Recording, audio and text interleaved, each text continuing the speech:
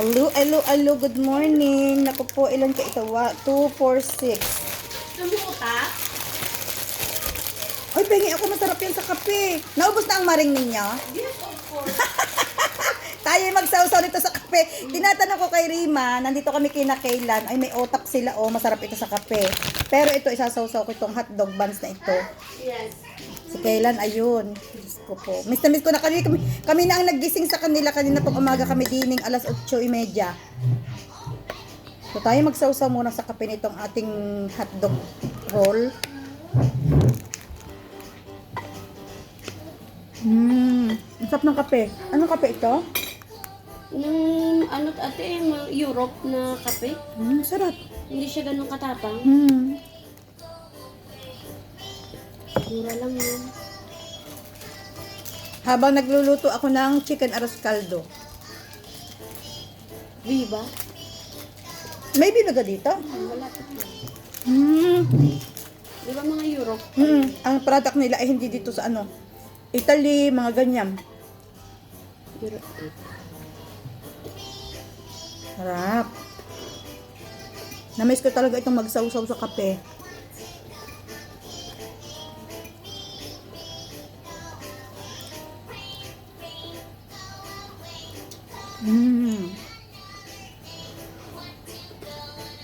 Si Kailan sana bibigyan ko ng Pure Foods hotdog. Kaso naisip ko, Hindi siya sanay? hindi maganda pati.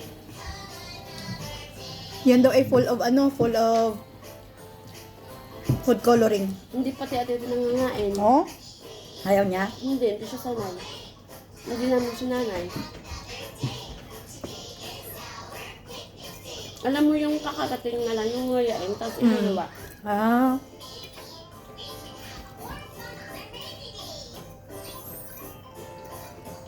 Gagawa kami ni Rima ng arroz Valenciana at si Rima ay marunong. Mga Ilongga talaga paborito. Ano yan eh? Specialty niya yan, ano? Bali sana.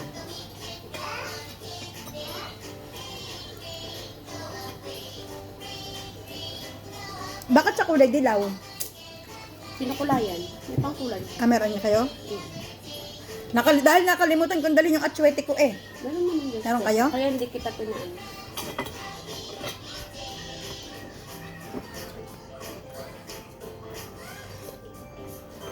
Ang sarap ng kanilang kape. Ano daw ay European na kape. O baka sumakat ang akin tiyan at nabaguhan sa Pangiyawag. kaping Batangas versus European na kape.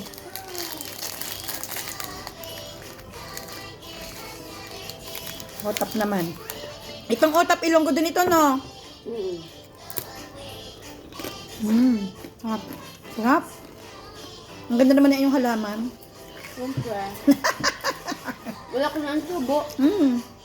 Swerte daw yan. Ang loob. Tama, sunod-sunod lang iyong racket. Kaya alagaan mo. Hindi ba bibili daw sa kanya? Kapapalit ko lang ng tubig eh.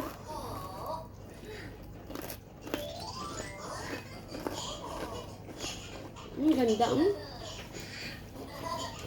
Ayaw daw ng ganyan ng walang ilaw. Ang ganyan.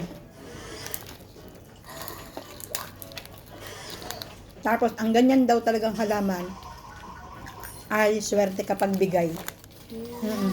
Tingnan niyo mga kawalam ang aking halaman na binigay sa kanila. Actually, hindi to binigay. Inangkin nila. Hinabilin ko nung umuwi ako ng Pilipinas dahil syempre, mainit sa bahay namin na walang aircon, makamamatay. Inahabilin ko, inangkin na nila. No? Ang laki na. Nung hinabilin ko sa kanila, maliit pa yan sila. Ngayon, si Ibrahim nalulungkot. Dahil si Ibrahim mahilig sa ganyan. Bibili daw siya ng kanya. Inap na rin atay, ano? Inap na rin atay na rin.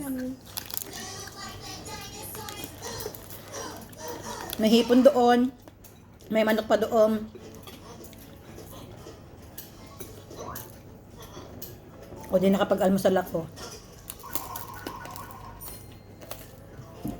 Yun naman sa tela, naninibago nga sa akin. Ngayon lang ulit, ngayong ilang minuto lang siya nag-ano ulit sa akin.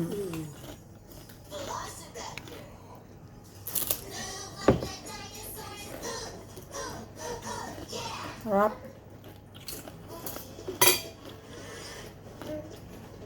OTAP versus European coffee.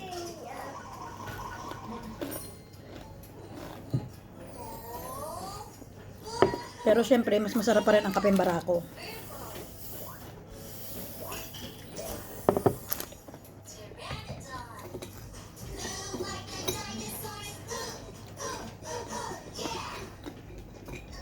Sarap.